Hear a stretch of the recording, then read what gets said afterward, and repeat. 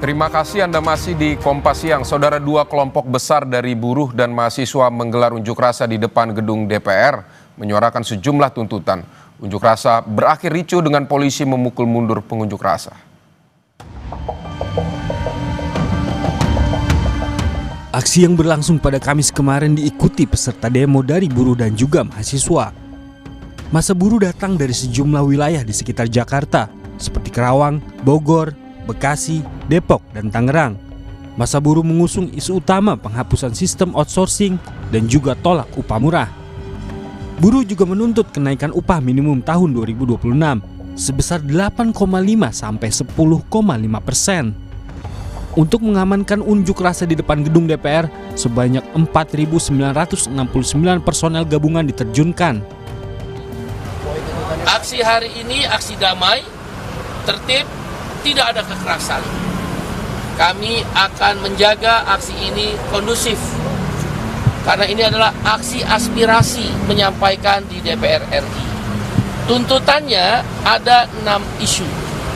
Yang pertama, kami beri nama gerakan Hostum, hapus outsourcing, tolak upah murah. Pelaksanaan pelayanan pengamanan aksi ini berjalan dengan humanis, berjalan dengan aman dan tertib. Kemudian juga telah dilakukan kegiatan pengecekan terhadap 4.969 personil gabungan yang melaksanakan kegiatan pengamanan, terdiri dari personil Polda Metro Jaya, kemudian Polres Jajaran, kemudian BKO dari Mabes Polri, kemudian juga personil dari rekan-rekan TNI dari Kodam. Namun, jelang malam, aksi demonstrasi berujung ricuh.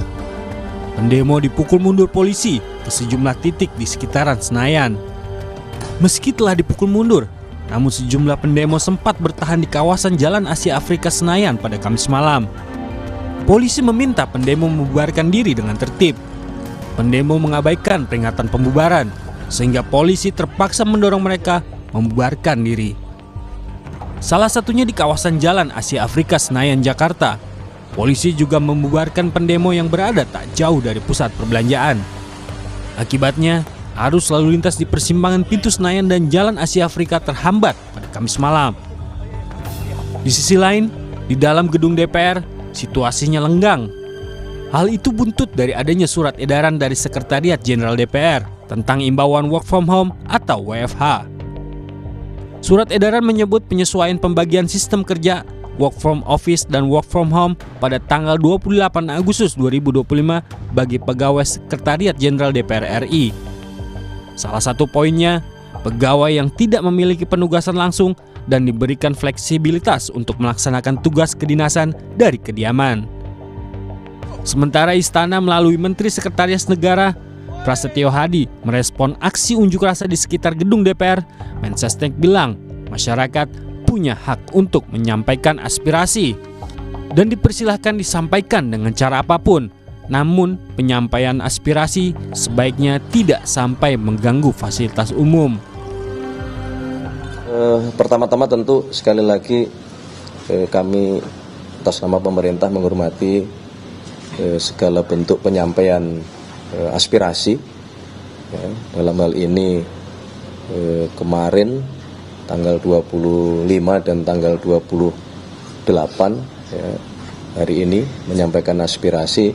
Tentu kita menghormati, kalaupun melalui cara penyampaian aspirasi demo itu juga tidak masalah. Yang penting semangatnya kami semua berharap untuk kemudian tidak menimbulkan mengganggu fasilitas-fasilitas umum itu aja. Walau sempat ricuh pada Kamis malam, namun Jumat pagi kondisi berangsur kondusif. Sebelumnya, aksi serupa juga pernah terjadi pada 25 Agustus lalu. Masa protes kenaikan gaji DPR, termasuk juga tunjangan anggota DPR yang dinilai fantastis. Tim Liputan, Kompas TV. Saudara, Polda Metro Jaya membebaskan sejumlah orang yang ditangkap pada aksi demo 28 Agustus kemarin.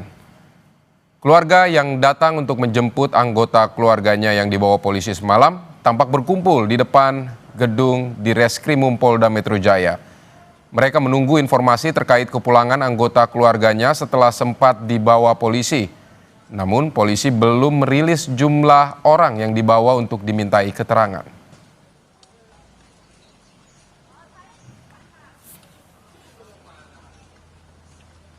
Saudara, pasca demo sejumlah orang dibawa ke Polda Metro Jaya untuk dimintai keterangan dan untuk memantau kondisi terkini. Kita akan bergabung dengan jurnalis Kompas TV, ada Renata Panggalo dan juga juru kamera Gahniar di Polda Metro Jaya. Renata, selamat siang. Jadi sudah berapa orang yang dipulangkan dan apa yang harus dibawa oleh keluarga yang ingin membawa pulang anggota keluarganya? Iya, Vidi, kami masih menunggu rilis resmi dari polisi terkait dengan berapa orang sebenarnya yang diringkus pada saat demonstrasi 28 Agustus kemarin dan berapa banyak dan siapa saja, apakah ini kalangan dewasa saja atau sebenarnya ada pelajar juga. Dan kalau yang kami pantau memang dari pihak keluarga maupun kerabat ini cukup kebingungan ya, mengeluhkan kesulitan untuk mengetahui informasi terkait bagaimana kemudian proses pembebasan ini. Mereka pun bahkan ada yang mengaku sudah berkeliling ke beberapa polsek untuk menanyakan kepastian dari keberadaan anak mereka ataupun kerabat mereka. Dan baru saja kemudian ia mengetahui dan datang langsung ke Polda Metro Jaya untuk kemudian mengurus pemulangan atau pembebasan dari anak ataupun kerabat mereka. Dan kalau yang kami lihat memang sebenarnya ini proses pemulangannya juga masih menunggu keterangan resmi dari pihak kepolisian, karena biasanya proses penahanan ini tentu sudah dilakukan beberapa tahapan sebelum akhirnya polisi memutuskan untuk menahan atau meringkus peserta aksi demonstrasi yang kemarin. Kalau yang saya tanya-tanya ke beberapa anggota keluarga ataupun kerabat dari peserta aksi yang diamankan ataupun diringkus, ini mereka mengatakan bahwa mereka ada yang diringkus dari beberapa titik eskalasi, misalnya ada yang dari Gatot Subroto, kemudian juga ada yang di Pejompongan dan Selipi.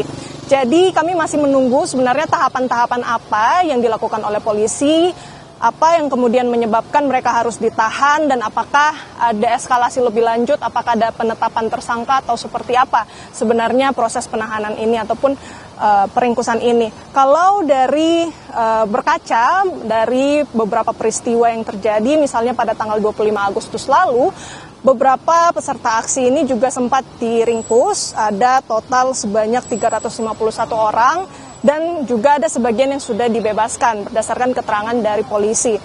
Rinciannya ada 155 orang dewasa, sementara 196 orang lainnya ini dari kalangan anak-anak. Kalau yang saya saksikan juga, kalau yang hari ini memang mereka datang dari berbagai kalangan. Ada yang dari orang dewasa, kemudian ada yang dari pelajar, dan mereka dijemput langsung oleh orang tua ataupun kerabat mereka. Namun mereka ya pada saat datang mengeluhkan kesulitan terkait dengan informasi keberadaan dari anak mereka.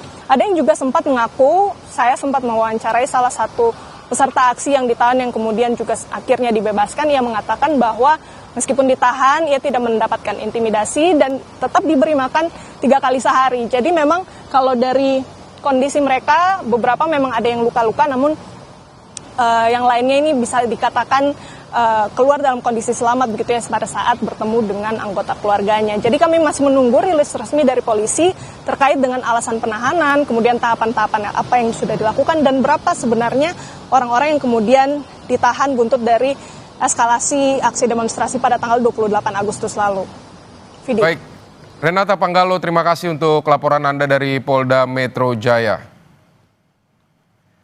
Saudara, usai jeda akan ada informasi harga beras di tingkat pedagang di Gorontalo mencapai Rp17.000 per kilogram. Harga beras yang masih mahal membuat tidak sedikit warga yang mengurangi pembelian.